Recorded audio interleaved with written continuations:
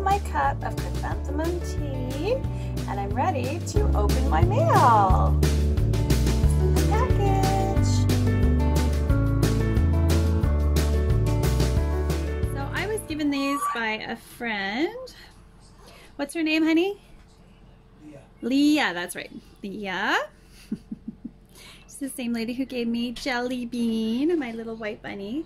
And we're going to be making a Sabon Beldi hammam soap with these. Just because they're beautiful. They're just gorgeous. I'm going to use a couple of them. Most of them are going to go into, I don't know, should I eat them? Should I make soap with them? They're definitely the inspiration. I might keep one of them for soap and the rest will eat. I don't know, we'll see. We'll see. These are so cool though. Have you ever grown a heritage tomato? I'm definitely going to keep some of the seeds. They're super fun. How cool is this? So come on back to my Soapy kitchen when we make something wonderful with this Happy Mail, I guess you could call it, gift from a friend. Okay, bye for now.